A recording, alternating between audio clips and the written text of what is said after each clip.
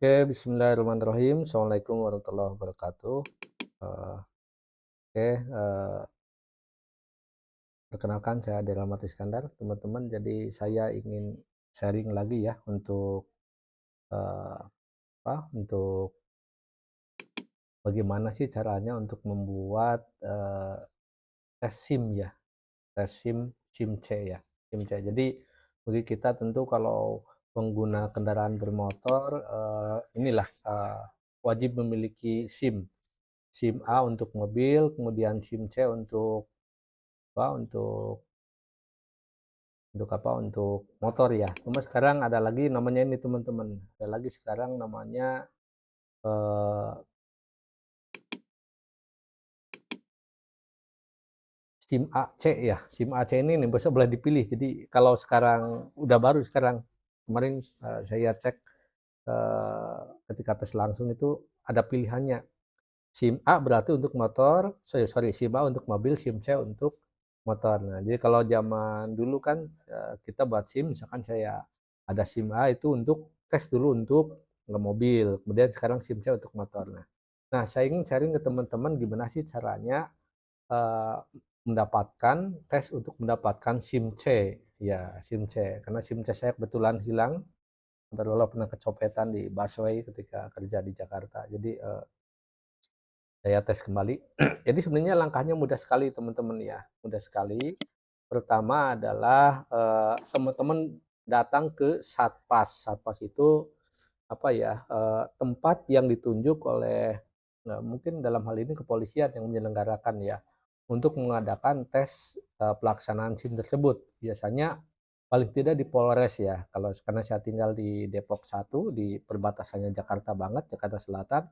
Biasanya saya bisa pilih apa-apa urusan ke Jakarta. Tetapi saya coba kemarin tes ke Depok. Ternyata yang datang tes juga banyak orang Jakarta, misalkan dari Jakarta Utara, dari Jakarta Timur, pada ke Depok juga karena sifatnya nasional. Jadi pertama teman-teman sangat mudah, silahkan datang ke Satpas tadi ya. Dalam hal ini saya ambil case tadi di Polres Depok. Saya datang, kemudian nanti akan ditanya oleh petugas membuat SIM apa, SIM A atau SIM C, kemudian kita memberikan fotokopi KTP, kemudian dan KTP asli. KTP asli itu biasanya digantikan name tag nanti. Nah, kemudian sesudah itu teman-teman ditunjukkan ke tempat tes kesehatan dan bayar 25.000. Itu tidak terlalu rumit insya Allah teman-teman karena hanya dicek tensi ya, tensi suhu ya, kemudian kemudian tes warna ya supaya tidak buta warna kan. Jadi misalkan walaupun pakai kacamata biasanya saya kemarin masih relatif aman alhamdulillah, menunjukkannya angka berapa. Sama seperti kita tes mau pakai inilah, mau tes kesehatan mata gitu ya, seperti biasa ya.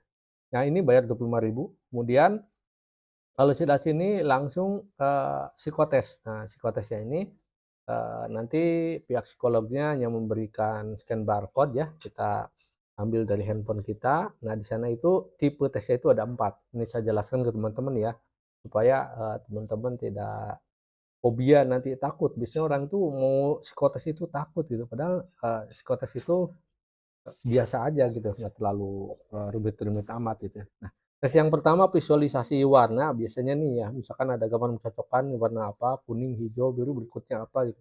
Nah, kalau di warna biasanya kalau di handphone karena saya pun sudah berkacamata ya, jadi biasanya saya kurang jelas. Maka di poin ini saya mendapatkan nilai yang kurang ya. Penilaian itu kan ada ya mungkin kurang, cukup, baik gitu ya. Nah, kalau kurang itu merah dia. Nah, berikutnya coba ditingkatkan di tes berikutnya biasanya menyambungkan seperti psikotes biasa. Biasanya ada gambar dalam bentuk misalkan ada kotak, bintang, bulat. Berikutnya kalau menyambungkan berarti turut lagi berikutnya kotak lagi apa. Ini agak lumayan alhamdulillah tinggi. Kemudian yang paling tinggi tes matematik ya. Matematiknya mudah banget, mungkin matematik kelas 4 SD ya, jadi jangan takut teman-teman, hanya ngetik aja di laptop, misalkan 9 tambah 7, 16, 8 tambah 6, kita ketik 14, 9 tambah 3, 21, 27 bagi 2, nggak ada seperti itu teman-teman. Pokoknya pertanyaannya tidak ada yang menjebak setengah kali berapa persen, enggak, hanya penambahan yang simple, silakan meningkatkan di sini. Yang terakhir tipenya adalah lebih ke eh, seperti ini, tes untuk kepribadian ya. Misalkan jika ada lampu merah, nggak ada polisi, nggak ada orang, apakah teman-teman biasa melakukan katakanlah nerobos atau bagaimana gitu. Nah, silakan dijawab saja. Intinya dari 3 tipe tes itu alhamdulillah tadi yang pertama saya sampaikan saya kurang, nggak bisa kalau di laptop, nggak bisa kalau di laptop saya penjelasannya jelas gitu ya. Itu masih bisalah ratingnya cukup bagus. Tapi kalau di handphone kalau bukan iPad itu agak-agak sulit ya. Di sana nilainya kurang, tapi yang lainnya sangat baik. Ya intinya lulus lah. Intinya psikotes itu untuk menguji tadi ya kesiapan kita berkendara ya. Jadi di sini total awal ya tadi kesehatan sama psikotes 85.000 ya.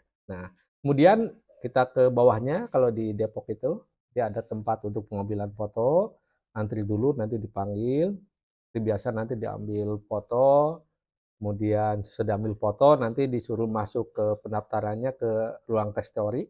Ruang tes teorinya ini udah menggunakan full komputer enak ya. Jadi sebenarnya kalau eh, tadi di psikotesnya mungkin ya kalau sedikit saran buat satpas yang menyelenggarakan itu baiknya sih disediakan di lab seperti di lab teori itu sangat bagus. Kalau labnya canggih gitu ya, pakai touchscreen gitu enak ya. Di waktunya kita terbatas. Nah, di sini saya ngasih trik ke teman-teman, silakan pelajari sedikit rambu-rambu ya. Tahu mungkin ketika ada rambu seperti turn left, belok kiri, belok kanan. Mungkin ketika mobil kita lagi di depan nih, kemudian ada yang membelokkan, siapa yang didahulukan. Itu nanti kalau ada polisi menunjukkan, nah kita harus tahu juga. Nah, di sini pokoknya nilai batas lulusnya ada 70. Jadi kalau kurang dari 70, teman-teman berarti gagal. Nanti disuruh ngulang lagi minggu ke depannya. Nah, alhamdulillah saya kemarin dapat nilai 84 di sini. Nah, sesudah tes teori, nah langsung tes praktikum. Menurut saya tes praktikum nih yang agak sulit ya, karena kalau di motor itu nanti tesnya itu ada, saya sampaikan ada 3 jenis ya teman-teman ya. Pertama adalah ngegas biasa ya, di atas 20 km. Gas, kemudian nanti ada tempat berhentinya, rem. Kita berhenti harus kaki kiri ya. Nih teman-teman ingat ya, nggak boleh kaki kanan. Kalau kaki kanan itu langsung gagal. Kemudian lihat kiri, lihat kanan, karena belok kanan di putarannya, langsung nyalakan sen kanan. Muter huruf S-nya sekarang alhamdulillah udah berbagi oleh tiap satpas polisi. Jadi tidak terlalu menyeramkan kayak dulu banyak yang gagal ya. Enggak sekarang. Jadi saya pun yang motornya kurang begitu bagus, pelan aja gitu ya. Kemudian sen kiri lagi. Nah, yang terakhir ini nih, kita harus gas di atas 30 km per jam gitu ya. Ngoeng gitu. Nah, itu jadi kemudian sudah ngegas itu kita ngerem dadak, dua rem dua gitu ya. Kemudian saya pakai motornya yang matic, pinjam ke polisinya kan disediakan dua, ada motor matic, ada yang gigi itu ya. Rem gitu ya. Setelah direm itu kaki nggak boleh turun dua-duanya. Kemudian nanti ada petugas kalau di Sapres Depok, kalau dia ngangkat bendera kanan, kita berarti lewat kiri. Kami nyalain rem kiri gitu ya. Kalau diangkat kiri berarti ke kanan gitu ya.